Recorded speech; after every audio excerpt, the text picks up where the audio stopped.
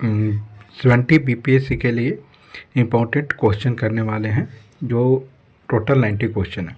ठीक है, तो इसमें जो है प्रीवियस ईयर का जो भी इम्पोर्टेंट क्वेश्चन है वो हम लोग यहाँ पे कलेक्शन करें हैं। ठीक है, तो चलिए स्टार्ट करते हैं। पहला है, वह प्रथम मुस्लिम शासक कौन था जिसने शासन के सिद्धांत को राजाओं के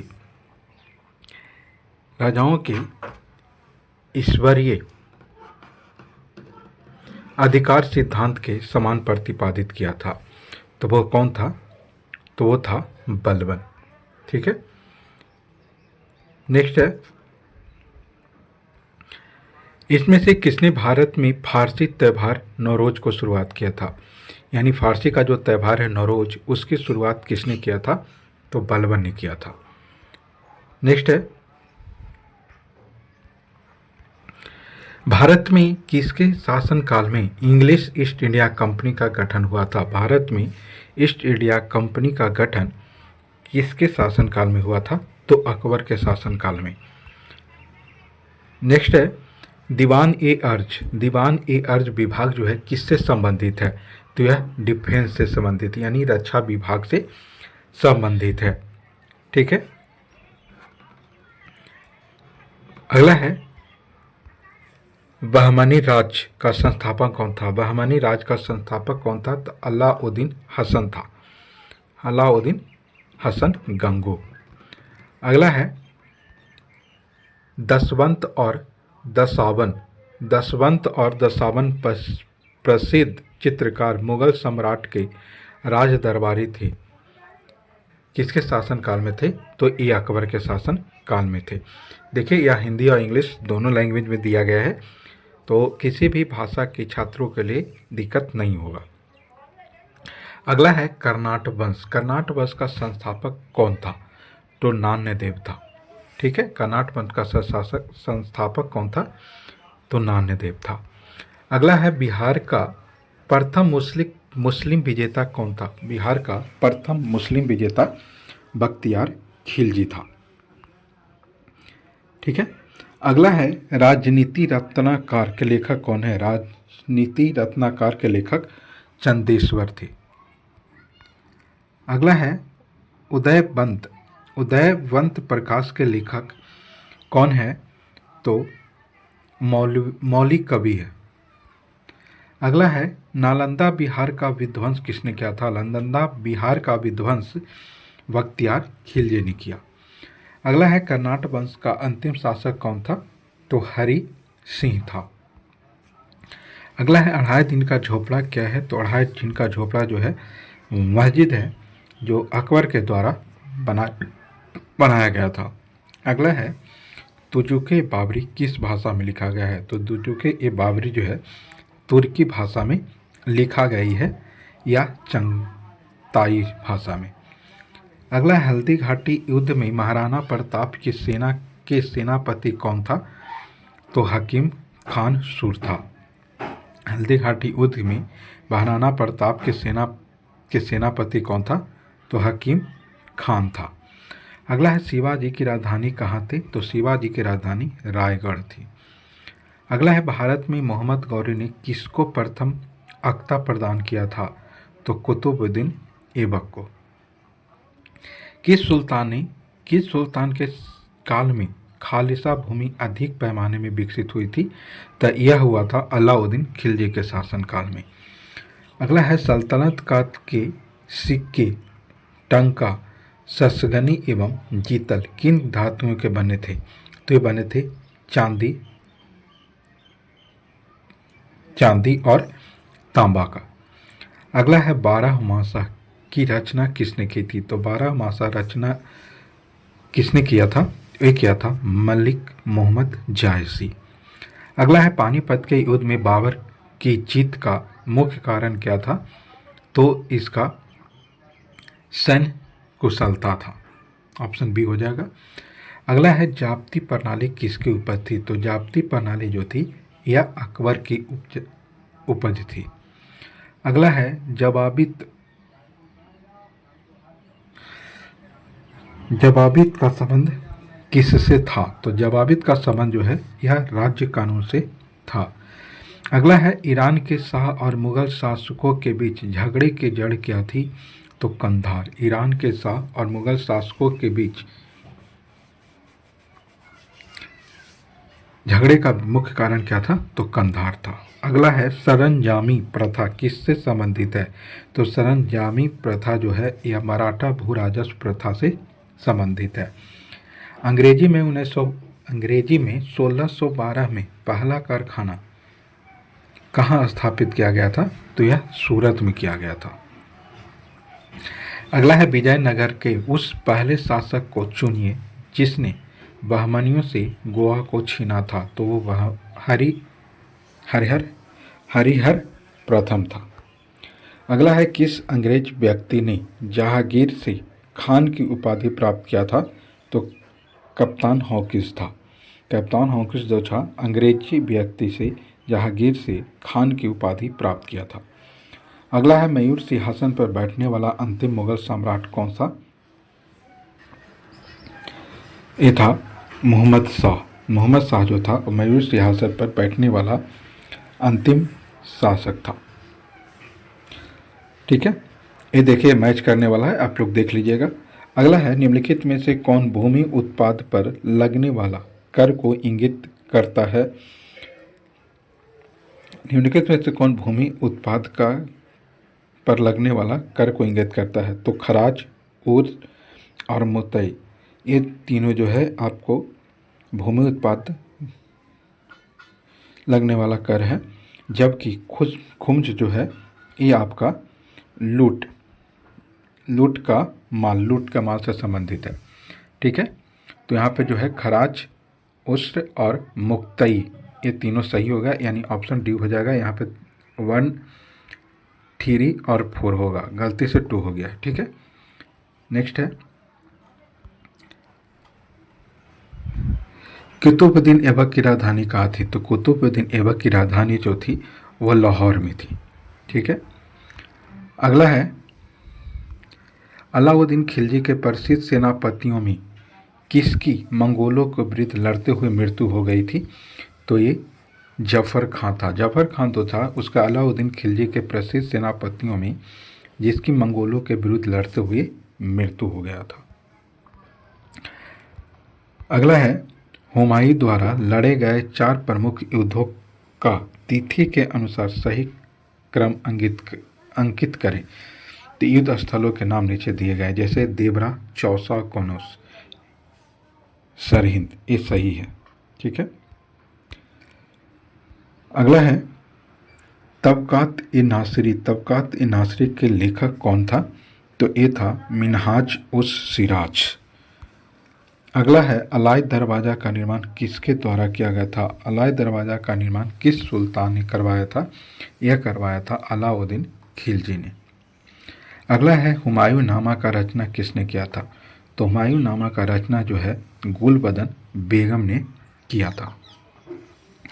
अगला है दिल्ली के लाल किले का निर्माण किसने करवाया था? तो दिल्ली के लाल किले का निर्माण जो है शाहजहां के द्वारा करवाया गया था। अगला है पृथ्वीराज रासो की रचना किसने की थी? पृथ्वीराज रासो की रचना चंदवर दाई के द्वारा किया गया था। खजुराहो की मंदिर वास्तुकला में किसने योगदान दिया था? तो ये दिया था चंदेल ने। विजयनगर के राजा कृष्णदेव राय ने गोलकुंडा का युद्ध किस राजा के साथ लड़ा था? तो कुली कुतुब शाह के साथ। अगला है मसनबी बाबर द्वारा मुस्लिम कानून का संकलन है जिसे जाना जाता है मुबाइयान के द्वारा। अगला है औरंगजेब द्वारा चलाए गए जिहाद का अर्थ क्या है? तो दाउल इस्लाम। अगला है रानी पद्मिनी का नाम अलाउद्दीन के चित्तौड़ विजय से जोड़ा जाता है, यह किसके पति का नाम है? तो राणा रतन सिंह। निम्नलिखित में से किस सुल्तान से निजामुद्दीन औलिया ने भेंट करने से इनकार कर दिया था? तो जलाउद्दीन खिलजी। अगला है निम्नलिखित में से किस सुल्तान ने पहले हजरत आला की उपाधि अपनाई और बाद में सुल्तान की? तो वो कौन था? शेरशाह सूरी। अगला है निम्नलिखित में से किस सुल्तान ने फलों की गुणवत्ता सुधारने के उपाय किया था? तो वो था फिरोज तुगलक। निम्नलिखित में से किस सुल्तान ने एक नगर बसाया जहां अब आगरा है? तो सिकंदर लोदी। निम्नलिखित में से किस मुगल बादशाह को वजीर काजी उद्दीन ने दिल्ली में दाखिल नहीं होने दिया था? तो ये दिया था शाह आलम द्वितीय। निम्नलिखित में से किस अंग्रेज अधिकारी ने पुर्तगालियों को सोवेल्ली में हराया? तो था थॉमस वेस्ट। तैमूर के आक्रमण के बाद भारत में किस वंश का राज स्थापित हुआ था? तो सैयद वंश का। निम्नलिखित में से किस सुल्तान के दरबार में सबसे अधिक गुलाम था? तो फिरोज शाह तुगलक। निम्नलिखित में से किस मुगल बादशाह ने व्यापार में अंग्रेजों की मदद के लिए एक महत्वपूर्ण फरमान जारी किया था? तो फारूक शेर ने। निम्नलिखित में से किस सुल्तान ने बेरोजगारों को रोजगार दिलवाया था? तो फिरोज शाह तुगलक। भारत में पुर्तगाली उपनिवेश का पहला वायसराय कौन बना था? तो अल्मीडा। भारत में पुर्तगाली उपनिवेश का पहला वायसराय अल्मीडा बना था। अगला है कि जब उसने राजस्व प्राप्त किया तो वह शरीयत के नियमों और आदेशों से पूर्णतः स्वतंत्र था। बर्नी ने यह कथन किस सुल्तान के लिए कहा था? तो अलाउद्दीन खिलजी के। अगला है कि मुगल प्रशासन में मदद ए मास इंगित करता है, तो यह विद्वानों को दी जाने वाली राजस्व मुक्त अनुदान भूमि। अगला है दास्तान ए अमीर हमजा का चित्रांकन किसके द्वारा किया गया है? तो यह किया गया है अब्दुस्मद और मीर सैयद अली के द्वारा। यहाँ पे ऑप्शन जो है डी हो जाएगा, ई हो जाएगा। ठीक है, ऑप्शन में ई नहीं है लेकिन ई हो जाएगा। अगला है सल्तनत काल में भू राजस्व के लिए सर्वोच्च ग्रामीण प्राधिकारी कौन था? तो था चौधरी। अगला है गुलाम वंश का प्रथम शासक कौन था? तो गुलाम वंश का प्रथम शासक कुतुबुद्दीन ऐबक था। अलाउद्दीन खिलजी के आक्रमण के समय देवगिरी का शासक कौन बना? तो रामचंद्र देव बना। अगला है सभी भक्ति संतों के मध्य एक समान विशेषता थी कि उन्होंने अपनी वाणी के उसी भाषा में लिखा, उसे उसके भक्त समझते थे। ऑप्शन ये सही हो जाएगा। अगला है ब्रिटिश शासन के दौरान खसखस की खेती के लिए भारत के किन क्षेत्रों को जाना जाता है? तो बिहार को। अगला है इत्माद-उद-दौला का मकबरा आगरा में किसने बनाया था? तो इत्माद-उद-दौला का मकबरा आगरा में नूरजहां ने बनवाया था। अगला है हुमायूं ने चुनार दुर्ग पर प्रथम बार आक्रमण कब किया था? तो 1532 ईस्वी में। अगला है मध्यकाल में बट्टाई शब्द का अर्थ क्या था? तो यह था लगान निर्धारण करने का तरीका। अगला है निम्नलिखित में से किस बंदरगाह को मुगल काल के दौरान बाबुल मक्का का द्वार कहा जाता है? तो सूरत। अगला है निम्नलिखित कथनों पर विचार कीजिए। तो देखिए इसमें जो है आपका 3 और 4 सही है, यानी मध्य प्रदेश में तैमूरिड राजवंश की स्थापना हुई और चौथा जो है युद्ध में तोपों की शुरुआत हुई। तो ये जो है सही है, मिला लीजिएगा आप लोग। ठीक है। अगला है कि निम्नलिखित में से किस मुस्लिम शासक ने तीर्थ यात्रा कर समाप्त कर दिया था? तीर्थ यात्रा पर लगने वाला कर जो था उसे किसने समाप्त किया? तो अकबर ने। अगला है फिरोज शाह तुगलक द्वारा स्थापित दार उल सफा क्या था? तो यह एक खैराती हॉस्पिटल था। अगला है अस्थायी बंदोबस्त किसके साथ किया गया था? तो अस्थायी बंदोबस्त जो है जमींदार के साथ किया गया था। अगला है मुगल चित्रकला किसके नेतृत्व में अपने शीर्ष बिंदु पर था? तो जहांगीर का। अगला है मध्यकालीन भारत में मनसबदारी व्यवस्था क्यों लागू की गई थी? तो मध्यकालीन में मनसबदारी व्यवस्था जो है लागू करने का मुख्य कारण सैनिकों की सुगमता से भर्ती हेतु। किस दिल्ली सुल्तान ने रक्त और लौह की नीति अपनाई थी? तो बलबन ने। किस सुल्तान शासक ने चित्रकारी के लिए कारखाने बनवाया था? तो अकबर। अगला है कुतुब मीनार किसके द्वारा पूरा किया गया था। कुतुब मीनार जो है इल्तुतमिश के द्वारा पूरा किया गया था। अगला है किस मुगल शासक के समय में सर थॉमस रो भारत आया था। तो यह आया था शाहजहांगीर के शासनकाल में। अगला है आइन ए मकबरी किसके द्वारा लिखे गए थे। आइन ए मकबरी जो है ख्वाजा निजामुद्दीन अबुल फजल के द्वारा लिखा गया था। अगला है 1855 में संथाल विद्रोह का नेतृत्व किसने किया था।